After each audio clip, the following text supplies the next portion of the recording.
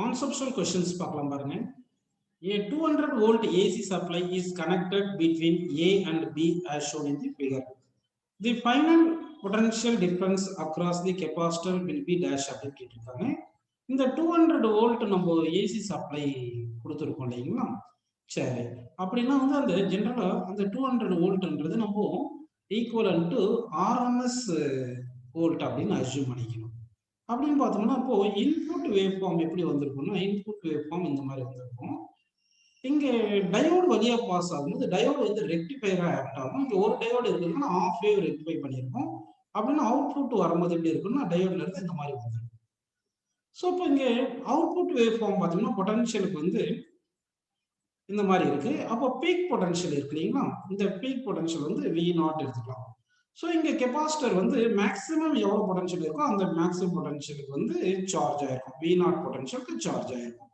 Direction reverse ஆனாதான் இந்த capacitor charge வந்து என்ன ஆயிரும்னா டிக்ரீஸ் ஆயிட்டு அப்படின்னு டிக்ரீஸ் ஆகும். ஆனா வந்து இங்க டைரக்ஷன் ஆஃப் தி பொட்டன்ஷியல் மாறுறது இல்லை. அதனால வந்து பொட்டன்ஷியல் வந்து என்ன ஆயிருக்கும்னா மேக்ஸிமம் பொட்டன்ஷியல் எவ்வளவு இருக்குமோ அவ்வளவு பொட்டன்ஷியல் இந்த கெபாசிட்டர் சார்ஜ் ஆயிருக்கும். அப்ப பீக் பொட்டன்ஷியல் என்ன ஃபார்முலா அப்படின்னு பாத்தீங்கன்னா, peak potential equal to RMS potential into √2 எடுத்துப்போம். இங்க கொடுத்த 200 வோல்ட் நம்ம ஆர்எம்எஸ் பொட்டன்ஷியல்னு எடுத்துக்கலாம். அப்ப 200 இன்டு √2 அப்படின்னு நம்ம எடுத்துக்கலாம். ஓகேங்களா? ஸோ அப்போ வந்து இந்த கெபாசிட்டர் எவ்வளவு பொட்டன்ஷியல் சார்ஜ் ஆயிருக்குன்னா 200 வோல்ட்னு எடுத்துக்கலாம்ப்பா. அடுத்த கொஸ்டின் பாருங்க. Two amplifiers are connected one after the other in series.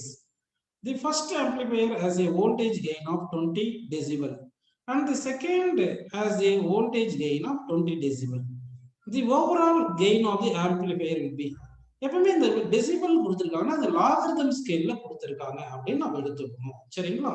இப்போ என்ன பண்ணலாம்னா ரெண்டு ஆம்பிளிஃபையர் எடுத்துக்கலாம். இது ஃபர்ஸ்ட் ஆம்பிளிஃபையர், இது செகண்ட் ஆம்பிளிஃபையர். ஓகேங்களா? இந்த ஃபர்ஸ்ட் ஆம்பிளிஃபையரும் செகண்ட் ஆம்பிளிஃபையரும் கனெக்ட் பண்ணிட்டோம்.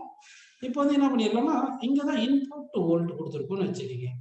இந்த ஃபர்ஸ்ட் ஆம்பிளிஃபையருக்கு அவுட்புட் வர்றது வந்து V0 டேஷ்னு எடுத்துக்கோங்க. இந்த ஃபர்ஸ்ட் ஆம்பிளிஃபையருடைய அவுட்புட்டை வந்து செகண்ட் ஆம்பிளிஃபையருக்கு இன்புட்டா கொடுத்துருக்கோம். அப்போ செகண்ட் ஆம்பிளிஃபையருடைய அவுட்புட் வந்து V0ன்னு எடுத்துக்கோங்க. நமக்கு ஓவரால் வோல்டேஜ் கெயினுக்கு என்ன ஃபார்முலா பார்த்தீங்கன்னா output potential divide by input potential போட்டுக்கணும். இப்போ ஃபர்ஸ்ட் ஆம்பிளிஃபையர் இருக்கு இல்லையா, அந்த ஆம்பிளிஃபையருக்கு வோல்டேஜ் கெயின் வந்து நம்ம A1ன்னு எடுத்துக்கலாம். That is equal to V0 dash divide by VI அப்படின்னு எடுத்துங்க. செகண்ட் ஆம்பிளிஃபையருக்கு வோல்டேஜ் கெயின் A2ன்னு எடுத்துங்க. அப்படி எடுத்துட்டீங்கன்னா அவுட்புட் வோல்டேஜ் வந்து V0, இன்புட் வோல்டேஜ் வந்து இன்புட் வந்து என்ன வருது சொல்லுங்க, அவுட்புட் ஆஃப் ஃபர்ஸ்ட் ஆம்பிளிஃபையர் தான் input for second one V0 டேஷ்னு வந்துருது. அப்போ இந்த வோல்டேஜ் கெயின் வந்து ரிசல்டன்ட் வோல்டேஜ் கெயின் ஏன்னு எடுத்துக்கிட்டோம்னா, இப்போ நம்ம இங்க பாருங்க இந்த A1 A2 மல்டிப்ளை பண்ணுங்க. A1 இன்டு A2 மல்டிப்ளை பண்ண என்ன வருது பாருங்க, V0 dash divide by VI into V0 divide by V0 dash வந்துருக்கா. அப்ப இந்த V0 டேஷ் கேன்சல் பண்ணிட்டோம்னா அப்ப A1 into A2 is equal to V0 by VI வந்திருக்கு.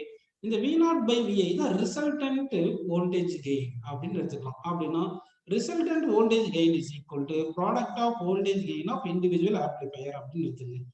இப்போ வந்து இது லாகரிதம் ஸ்கேல், டெசிபல்னா லாகரிதம் ஸ்கேல் எடுக்கணும். அதனால லாக் எடுப்போம். போத் சைடு லாக் எடுத்தீங்கன்னா log A is equal to log of A1 into A2 அப்படின்னு எடுத்துக்கலாமா? நமக்கு log M into Nக்கு என்ன ஃபார்முலா பார்த்தீங்கன்னா log M plus log N தெரியும். அதனால log A1 into log A2 log A1 plus log A2 அப்படின்னு நம்ம எடுத்துக்கிறோம். ஓகேங்களா? ஸோ இந்த லாகரிதம் ஸ்கேல்ல தான் இவங்க கேட்டிருக்காங்க. அப்போ லாக் A1 தான் எவ்வளவு பார்த்தீங்கன்னா இந்த 20 டெசிபல், லாக் A2 20 டெசிபல். அப்போ 20 இது ஒரு 20 எடுத்துருக்கு. அப்போ 20 பிளஸ் 20 வந்து 40 டெசிபல் அப்படின்னு வந்திருக்கு. ஸோ எப்பவுமே இந்த டிபியில கொடுத்தாங்கன்னா அது லாகரிதம் ஸ்கேல் எடுத்துட்டு இந்த ஆன்சர்னு எடுத்துக்கணும். லாகரிதம் ஸ்கேல்ல கண்டுபிடிக்கிறது தான் டெசிபல்ல வர்றது. நெக்ஸ்ட் கொஸ்டின் பாருங்க. The circuit diagram shown in the figure corresponds to அப்படின்னு கேட்டிருக்காங்க. இது ரொம்ப இம்பார்ட்டன்ட் கொஸ்டின், நல்லா கவனிங்க. இப்போ வந்து பாத்தீங்கன்னா இந்த ரெஜிஸ்டர்ல இங்க அக்ராஸ் ரெஜிஸ்டர் இருக்கு தனியா வரையலாம். அந்த ரெஜிஸ்டர் இருக்கு, இங்க VCC இருக்கு, இங்க V0, இந்த பாயிண்ட் V0 பொட்டன்ஷியல் எடுத்திருக்காங்க. அதாவது இப்போ வந்து இந்த register across the register potential difference எவ்வளவு பாத்தீங்கன்னா VCC மைனஸ் V0 அப்படின்னு எடுத்துக்கலாம். That is equal to current into resistance R எடுத்துக்கலாம். இதுல கரண்ட் I இருந்துச்சுன்னா கரண்ட் இன்டு ரெசிஸ்டன்ஸ் போட்டுக்கலாம். இப்போ நல்லா கவனிக்கணும். கரண்ட் ஐ இருந்துச்சுன்னா higher potential to lower potential தான் கரண்ட் வந்து ஃப்ளோ ஆகும். அப்போ கரண்ட் ஐ வந்து நாட் ஈக்குவல் டு ஜீரோவா இருந்துச்சுன்னா அப்போ விசிசி கிரேட்டர் தென் வி நாட் வந்திருக்கும். அப்படின்னா வி நாட் வந்து லோ அப்படின்னு எடுத்துக்கலாம், லோன்னு எடுத்துக்கலாம். லோன்னா அது வந்து ஜீரோன்னு அசியூம் பண்ணிக்கலாம். ஒருவேளை கரண்ட் வந்து ஜீரோவா இருக்குன்னு வச்சு, கரண்ட் ஜீரோவா இருந்துச்சுன்னா அப்போ இது என்ன விசிசி மைனஸ் வி நாட் வந்து விசிசி மைனஸ் வி நாட் வந்து ஈக்குவல் டு ஜீரோ. அப்போ VCC equal to V naught வந்துருது. அப்படின்னா இந்த output potential equal VCC high value வந்துருது. அப்படின்னா வி நாட் வந்து ஹை வேல்யூ அப்படின்னு வந்துடும். ஹை வேல்யூ வந்துருது. அந்த வேல்யூ 1 கூட நம்ம அசியூம் பண்ணிக்கலாம். இப்போ இங்க பாருங்க ஏன்னு ஒன்று இருக்கு, பின்னு ஒன்று இருக்கு. அப்போ ஏ பி அப்படின்னு எடுத்துக்கலாம். ஏ வந்து எப்படி கொடுக்கலாம்னா 0 0 1 1 கொடுக்குறோம். பி வந்து எப்படி கொடுக்குறோம்னா 0 1 0 1 அப்படி கொடுக்குறோம்னு அசியூம் பண்ணிக்கலாம். இப்போ அவுட்புட் சி எப்படி வருதுன்னு பார்க்கலாம். அவுட்புட் சி என்றதா வி நாட் அப்படின்னு நம்ம பார்க்கணும். ஓகேங்களா? சரி, இப்போ வந்து நல்லா கவனிச்சிங்கன்னா இந்த A0 B0 இருந்துச்சுன்னு வச்சுங்க, ரெண்டுமே 0 வச்சுன்னா அப்போ கரண்டே இருக்காது. இன்புட் கரண்ட் இந்த டிரான்சிஸ்டர்ல இன்புட் கரண்ட் இருந்தால் தான் அவுட்புட் கரண்ட் வரும். அப்போ Q2 Q1 ஜீரோவா இருக்கும். அப்படின்னா கரண்ட் வந்து ஜீரோவா இருக்கும். கரண்ட் 0 இருந்துச்சுன்னா நம்ம என்ன சொல்லி இருந்தோம் பாருங்க, இங்க வந்து கரண்ட் 0ன்னு சொல்லியிருந்தா VCC equal to V naught, V naught வந்து ஹை வந்திருக்கும். அதனால இங்க வந்து 1 அப்படின்னு போட்டுக்கலாமா? சரி, அடுத்து வந்து எய்தர் A0 இல்லைன்னா B0 ஏதாவது ஒன்று 0 இருந்தாலும் ஒரு டிரான்சிஸ்டர் ஒர்க் ஆகாது. அதாவது இன்புட் கரண்ட் இருக்காது. எய்தர் A ஆர் B ஏதாவது ஒன்று 0வா இருந்து ஒன்று 1 இருந்தாலும் ரெண்டுத்துல இன்புட் ஏதாவது ஒன்றுல கரண்ட் இல்லைன்னா ஏதாவது ஒரு டிரான்சிஸ்டர் ஒர்க் ஆகாம போயிடும். அதனால ரெசிஸ்டர்ல கரண்ட் இருக்காது. ரெசிஸ்டர்ஸ்ல கரண்ட் இல்லைன்னா வி நாட் வந்து ஹைன்னு தெரியும். அதனால இங்க 1 இங்க 1, அதாவது A0 B1 இருந்தாலும் சரி, A1 இருந்தாலும் B0 இருந்தாலும் சரி. இப்போ போத் A and B 1ன்னா அப்போ ரெண்டு டிரான்சிஸ்டரும் ஒர்க் ஆகும். அப்போ வந்து கரண்ட் வந்துடும். இந்த ரெசிஸ்டர்ல கரண்ட் இருக்கும். அப்போ கரண்ட் நாட் ஈக்குவல் டு 0 அப்படின்னு போட்டோம்னா, கரண்ட் நாட் ஈக்குவல் டு 0 போட்டோம்னா என்ன வருது சொல்லுங்க? கரண்ட் நாட் ஈக்குவல் டு 0 போட்டோம்னா வி நோட் வந்து 0 வந்து அப்போ 0ன்னு வந்துருது. அப்போ அவுட்புட் 1 1 0ன்னு வந்துருக்கு. இப்போ அண்டு கேட் எடுத்தோம்னா அண்டு கேட்டுக்கு என்ன வரும்னா ரெண்டுமே 1 இருந்தாலும் 1 வரும், மற்றதுக்கெல்லாம் 0 தானே வந்திருக்கும். அப்போ இந்த அண்டுக்கு பார் போட்டு பாருங்க, அண்டுக்கு பார் போட்டு பார்த்தா இந்த சி வந்துருதான். அப்போ இது வந்து அண்டு பார் போட்டா அது நேண்ட் கேட், அதனால இது நேண்ட் கேட்டா இருக்கு அப்படின்னு நம்ம எடுத்துக்கலாம்ப்பா. நெக்ஸ்ட் கொஸ்டின் பாருங்க. The element which has a K alpha X-ray light of wavelength 1.8 angstrom. Take R equal to 1.1 into 10 power 7 and B equal to 1 ன்னு சொல்லியிருக்காங்க. ஸோ இந்த K alpha line எப்படி வரும்னா இந்த இன்னர்மோஸ்ட் ஆர்பிட்டல், அதாவது கே ஷெல்ல இருக்கிற electron வந்து ஃபாஸ்ட் மூவிங் எலக்ட்ரான் வந்து நாக் அவுட் பண்ணிச்சுன்னா அப்போ கே ஷெல்ல ஒரு எம்டி ஸ்பேஸ் கிரியேட் ஆயிருக்கும். அது வந்து இங்க என்ன இருக்கலாம், எல் ஷெல் எம் ஷெல் என் ஷெல்ல இருந்து எலக்ட்ரான் மைக்ரேட் ஆயிருக்கலாம். இப்போ வந்து எல் ஷெல்ல இருந்து எலக்ட்ரான் வந்து மைக்ரேட்டட் டு கே ஷெல் வரும்போது அப்போ எமிட் பண்ற போட்டான் இருக்கு இல்லையா, இந்த போட்டான் தான் கே ஆல்பா லைன் அப்படின்னு எடுத்துக்கணும். ஓகேங்களா? இப்போ இங்க 1/λக்கு என்ன ஃபார்முலா பாத்தீங்கன்னா 1/λ is equal to z minus b into z minus b whole square into Rydberg constant into 1/n1 square minus 1/n2 square. இந்த ஃபார்முலா எடுத்துக்கணும். n1 என்றது k, அது வந்து 1 ன்னு எடுத்துக்கலாம், n2 வந்து 2 ன்னு எடுத்துக்கலாம். ஓகேவா? சரி, இப்போ வந்து லாம்டா வேல்யூ எவ்வளவு சொல்லியிருக்காங்க பாருப்பா. லாம்டா வேல்யூ 1.8 into ஆங்ஸ்ட்ராம் அப்படின்னா 1 divided by 1.8 into 10 power minus 10 ன்னு போட்டுக்கணும். is equal to இந்த z minus b வேல்யூ எவ்வளவு சொன்னாங்க? 1 ன்னு சொன்னாங்க. ஆக்சுவலா ஏன் z minus b போடுறோம்னா இந்த எலக்ட்ரான்ஸ் வந்து பாத்தீங்கன்னா கே ஷெல்ல இங்க நியூக்ளியஸ் இருக்கும்போது கே ஷெல்ல 2 எலக்ட்ரான் இருக்கும், ஒரு எலக்ட்ரான் நாக் அவுட் ஆயிடுச்சு. அப்ப இங்க ஒரு எலக்ட்ரான் இருக்கும். இப்போ இன்னொரு எலக்ட்ரான் வந்து எல் ஷெல்ல இருந்து எலக்ட்ரான் வரும்போது எஃபெக்டிவா சார்ஜ் பாத்தீங்கன்னா இந்த நியூக்ளியஸ்ல Z E சார்ஜ் இருக்கும். இந்த எலக்ட்ரானுக்கு வந்து ஒரு மைனஸ் E தரும். இதெல்லாம் சேர்ந்து நமக்கு எஃபெக்டிவா Z-1e வர மாதிரி இருக்கும். அதனாலதான் எஃபெக்டிவ் அட்டாமிக் நம்பர் Z-1 மாதிரி எடுத்துக்கணும். அதனால பி வேல்யூ 1 கொடுத்துருக்காங்க. இது ஹோல் ஸ்கொயர்னு போட்டுக்கோங்க. இன்டு ஆர் வேல்யூ எவ்வளவு பாருங்க 1.1 into 10 power 7. So 1.1 into 10 power 7 அப்படின்னு நம்ம போட்டுக்கலாம். இன்டு இங்க 1/1 ஸ்கொயர் மைனஸ் 1/2 ஸ்கொயர். சரிங்களா? அப்போ இது வந்து 1ன்னு வந்துடும், இது வந்து 1/4ன்னு வந்துடும். கரெக்டுங்களா? அப்போ 1 minus 1/4 வந்து 3/4. அப்படின்னா இந்த 10 power minus 10 மேல போச்சுன்னா 10 power 10 வந்துருது, கீழே வந்து 1.8 வந்துருது. சரிங்களா? இங்க வந்து இங்க பாருங்க, இங்க is equal to Z-1 whole square இருக்கு இன்டு 1.1 into 10 power 7 இருக்கா. இங்க 1 minus 1/4 வந்து 3/4 கொடுக்கலாம். இப்போ இந்த 10 power 7 இந்த 10 power 10 கேன்சல் பண்ணா 10 power 3 வந்துருது. இந்த 1 minus 1 by 4 வந்து 3 by 4 வருமா, இது இந்த பக்கம் கொண்டு வந்துருங்க. அப்போ z minus 1 whole square is equal to 4 by 3 into என்ன வந்திருக்குன்னா இந்த 1.1 கீழே வந்துடும், இந்த 1.8 கீழே வந்துடும், இந்த ஒரு 10 power 3 இருக்கும், அது 10 power 3 போட்டு டிவைட் பை 1.1 இன்ட்டு 1.8 போட்டுருங்க. இது சிம்பிளை பண்ணி ரூட் எடுத்துருங்க. ரூட் எடுத்துட்டீங்கன்னா z minus 1 whole square இது ரூட் எடுத்துட்டீங்கன்னா z minus 1 வந்து சால்வ் பண்ணும்போது 20.9 சம்திங் வரும். அதை ரவுண்ட் அப் பண்ணி 26ன்னு வச்சுக்கிங்க. சரிங்களா, அப்ராக்சிமேட்லி 26 எடுத்துட்டு இந்த மைனஸ் 1 அந்த பக்கம் கொண்டு போயிருங்க. அப்போ z is equal to 27 வந்துடும். ஸோ தட் அட்டாமிக் நம்பர் வந்து 27. அந்த 27 எந்த சப்ஸ்டன் பார்த்தீங்கன்னா கோபால்ட் அப்படின்னு நம்ம எடுத்துக்கலாம். நெக்ஸ்ட் கொஸ்டின் பாருங்கப்பா. For a transistor amplifier, the voltage gain in common emitter configuration அப்படின்னு கேட்டிருக்காங்க. ஆக்சுவலா வோல்டேஜ் கெயின் வந்து இந்த ஃப்ரீக்வன்சி இருக்கு இல்லைங்களா, அந்த ஃப்ரீக்வன்சிக்கும் வோல்டேஜ் கெயினுக்கும் பார்க்கும்போது இந்த மாதிரி வந்துருக்குங்களா. லோயர் ஃப்ரீக்வன்சில வோல்டேஜ் கெயின் கம்மியா இருக்கும், ஹையர் ஃப்ரீக்வன்சில வோல்டேஜ் கம்மியா இருக்கும். அப்போ இந்த மிடில் ஃப்ரீக்வன்சி இருக்கு இல்லையா, மிட் ஃப்ரீக்வன்சிஸ் தான் வோல்டேஜ் கெயின் அதிகமா இருக்கும். அதான் சொல்றாங்க there are gain roll off at low frequency due to coupling capacitor and at high frequency due to junction capacitances and the gain remain almost constant during mid frequency அப்படின்னு சொல்லிடுறாங்க. அதனால வந்து low and ஹைல வந்து அந்த voltage gain வந்து low frequency high ஃப்ரீக்வன்சில வந்து கம்மியா இருக்கு, ஆனா மிட் ஃப்ரீக்வன்சில கான்ஸ்டன்டா இருக்கு அப்படின்னு இந்த क्वेश्चनக்கு ஆன்சர் நம்ம எடுத்துக்கலாம். நெக்ஸ்ட் क्वेश्चन பாருங்க. Two spherical vessels of equal volume are connected by an arrow tube. The apparatus containing an ideal gas at 1 atmosphere and 300 Kelvin. Now, if one vessel is immersed in a bath of constant temperature 600 Kelvin and the other in a bath of constant temperature 300 Kelvin, then the common pressure will be அப்படின்னு கேட்டிருக்காங்க. So வந்து first வந்து நம்ம இனிஷியலா வந்து ரெண்டு இடத்துல temperature சேமா இருக்கு. இங்க வந்து ஒன்று வந்து என்னது 300 இங்க இருக்கு, இன்னொன்று வந்து 6, இன்னொன்று 300 இருக்கு. இங்க நம்பர் ஆஃப் மோல்ஸ், இங்க நம்பர் ஆஃப் மோல்ஸ் சேமா இருக்கும், அப்படிதானே. அப்படின்னா மொத்த டோட்டல் நம்பர் ஆஃப் மோல்ஸ் வந்து 2n வந்துடும். சரி, ஒரே ஒரு கேஸ்ல மட்டும் பார்த்தோம்னா PV is equal to nRT அப்படின்னு ஒரு கான்செப்ட் நம்ம எடுத்துக்கலாம். சரிங்களா, அப்ப n into r is equal என்ன போட்டுக்கலாம்னா PV divided by T அப்படின்னு நம்ம போட்டுருக்கலாம் இனிஷியலா. ஓகே, இப்போ என்ன பண்றாங்கன்னா ஃபைனலா வந்து பாத்தீங்கன்னா இது ஒரு ஒன்று வந்து 300ல அப்படியே வச்சிடுறாங்க, அடுத்து இன்னொன்று வந்து 600க்கு மாத்திடுறாங்க. அப்படி மாற்றும் போது இங்க ஃபர்ஸ்ட் இதுல P1 ப்ரெஷர் இருக்குன்னா செகண்ட்ல P2 ப்ரெஷர் தான், ரெண்டுத்துல ப்ரெஷர் ஈக்குவலா இருக்கிற வரைக்கும் என்ன ஆயிருக்கும், உங்க டிரான்ஸ்பர் நடந்திருக்கும், கேஸ் டிரான்ஸ்பர் ஆயிட்டு இங்க N1 மோல்ஸ் இங்க N2 மோல்ஸ் அப்படின்னு வந்திருக்கும்.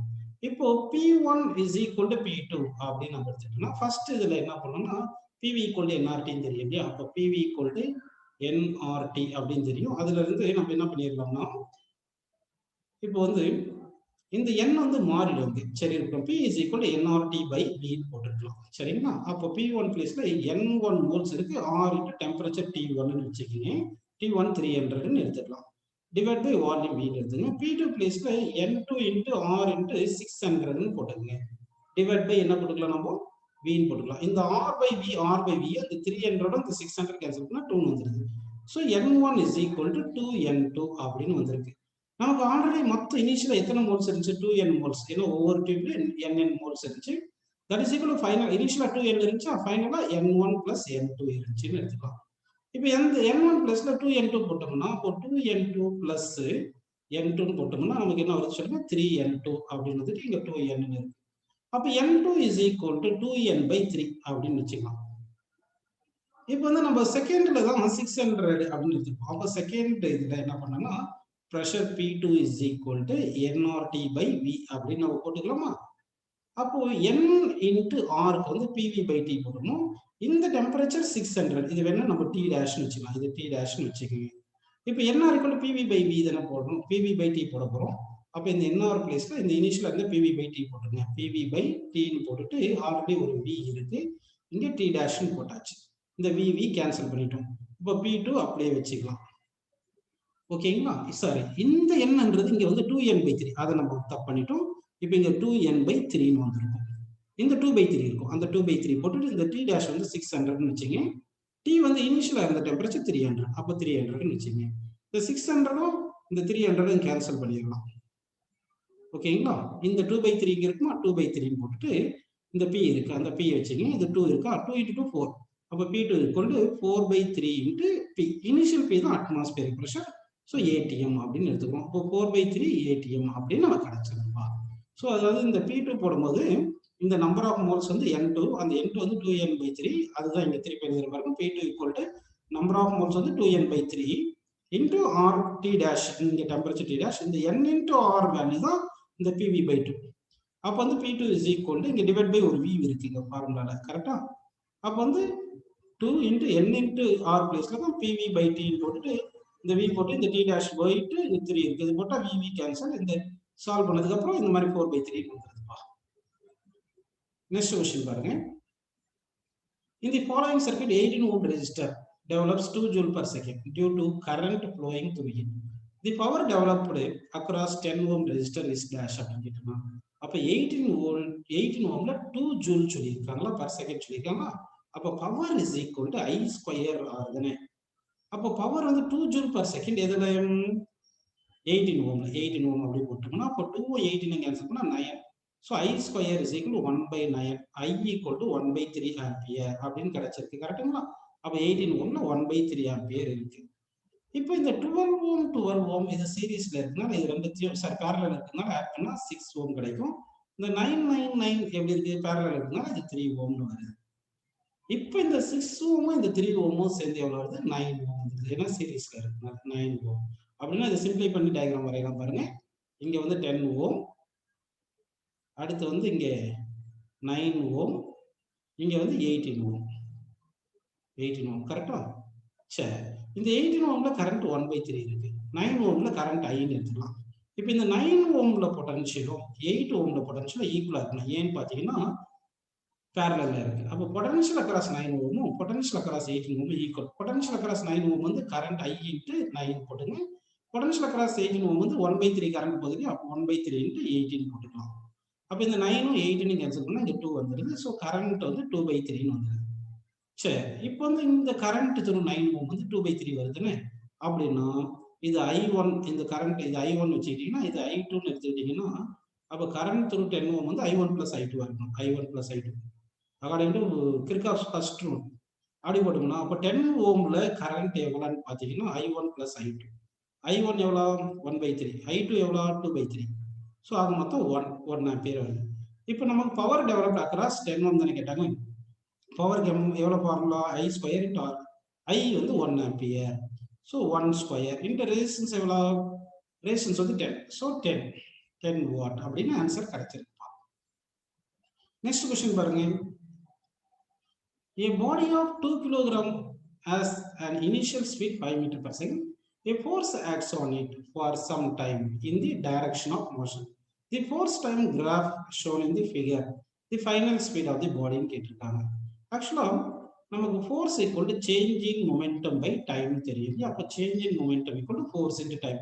அப்படின்னா ஏரியா ஆஃப் தி கிராஃப் வந்து என்ன வரும்னு பார்த்தீங்கன்னா change in momentum. First area of the graph கண்டுபிடிக்கலாம். நம்ம அதை எப்படி கண்டுபிடிக்கலாம்னு பாருங்க. இப்போ வந்து என்ன பண்ணோம்னா இந்த ஏரியா, அதாவது நான் இப்போ காமிக்கிறேன் பாருங்க, இந்த ஏரியா வந்து ஒரு ட்ரபீசியம் அப்படின்னு போட்டுக்கலாமா. இது ஒரு ட்ரபீசியம் அப்படின்னு போட்டீங்கன்னா இந்த A1 இருக்கு. ட்ரபீசியம் என்ன பார்க்கணும் பார்த்தீங்கன்னா sum of parallel sides of into sum of parallel side into height. Height வந்து எவ்வளோ இருக்கு 4 இருக்கு. பேரலல் சைடு இது ஒரு 4 இங்கிட்டு ஒரு 2. அப்போ sum of parallel side into height அப்படின்னு போட்டாச்சு. இப்போ இது 2 4 கேன்சல் பண்ணா 2 2 plus 4 6. அப்போ A1 is equal to 6 into இங்க ஒரு 2 12 அப்படின்னு வச்சுக்கலாம். ஓகேங்களா.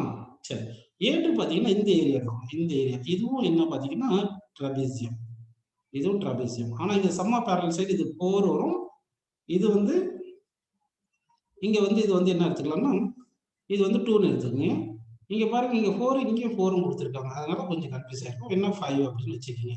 ஸோ அப்போ இந்த லென்த் வந்து நம்ம 1ன்னு வச்சுக்கலாம். ஓகேவா அப்படின்னு எடுத்துக்கப்பா. அப்படின்னு எடுத்துட்டோம்னா அப்போ இந்த A2 என்னன்னு பார்த்தீங்கன்னா இந்த ஏரியா A2 வந்து sum of into sum of parallel side. So 2 plus 4 into height distance between 2 sides 1ன்னு போட்டோம்னா இது 6 and 2 கேன்சல் பண்ணா 3 வருது. அப்போ A2 equal to 3. அது நார்மலா இது 1 எடுத்திருக்கோம், இங்க ஏதோ டேட்டாலாம் மிஸ் பண்ணியிருக்காங்க. அடுத்து இந்த ஏரியா வந்து நம்ம என்ன பண்ணிடலாம்னா ஹைட் வந்து 2, பிரெத் 1, 5 to 6 வந்து 1ன்னு போட்டுக்கிறோம். அதனால இந்த A3 வந்து என்ன வருதுன்னா 1 into 2 2ன்னு வந்துருது. அப்போ இந்த 2 3 இந்த 12 எல்லாமே கூட்டினா மொத்த ஏரியா என்ன வருது 12 plus 3 plus 2. So 15 இது ஒரு 2, 17. அப்போ இந்த சேஞ்ச் இன் மொமெண்டம் வந்து initial final momentum minus initial momentum that is equal to 17 அப்படின்னு வந்திருக்கு. இப்போ final momentum equal to 17 plus initial momentum. Initial momentum mass into velocity போட்டுக்கணும். அப்போ 17 பிளஸ் மாஸ் வந்து 2 into velocity 5. So 2 into 5 10, 10 plus 17 27. இப்போ mass into final velocity தான் 27. அப்போ velocity equal to 27 divide by mass. Mass வந்து எவ்வளோப்பா 2. ஸோ 27/2 போட்டோம்னா நமக்கு என்ன வந்திருக்கு 13.5 வந்திருக்கு. அப்படின்னா இங்கே என்ன வேல்யூ கொடுத்துருக்கணும் பார்க்கணும். இங்கே 4 4 போட்டதுனால கொஞ்சம் கன்ஃபியூஷன் ஆயிடுச்சு. அதனால அதுக்கு அந்த ஆன்சர் வந்திருக்கும். ஸோ நம்ம இங்கே இது சும்மா 5 எடுத்ததுனால அதுக்கு ஆன்சர் இப்படி வந்திருக்கு. நெக்ஸ்ட் கொஸ்டின் பாருங்க. If there are no heat losses, the heat released by the condensation of x gram of steam at 100 degrees centigrade into water at 100 degrees centigrade can be used to convert y gram of ice at 0 degree centigrade into water at 100 degrees centigrade. Then the ratio of y is to x னு கேட்டிருக்காங்க. So இப்போ வந்து heat lost by steam is equal to heat gained by ice. Ice வந்து heat gain பண்ணியிருக்கு இல்லையா. Ice வந்து இது எதுக்கு யூஸ் ஆகுது பார்த்தீங்கன்னா ஹீட் ரிக்வயர்ட் டு மெல்ட், அடுத்து plus heat used to raise the temperature of water அப்படின்னு எடுத்துக்கணும். அப்போ இங்கே heat given by the steam வந்து mass into latent heat. Mass வந்து எக்ஸ் கிராம் சொல்லிட்டாங்க சரிங்களா. X gram into latent heat வந்து 540 கலோரி பர் கிராம். அடுத்து heat required for ice to மெல்ட்டுக்கு என்ன பார்த்தீங்கன்னா mass into latent heat, mass y, latent heat வந்து 80 plus heat required to rise temperature வந்து ms delta t. so mass வந்து y, s வந்து 1, delta t வந்து ஃபைனலா 100 போனா இனிஷியலா 0. so 100 minus 0 அப்படின்னு போட்டுங்க. இப்போ இங்க y காமனா எடுத்துட்டோம்னா 80, இது ஒரு 100 ஆட் பண்ணா 180 னு வந்துருது. கரெக்ட்டுங்களா? இங்க x * 540 னு வந்துருது. ஓகேப்பா.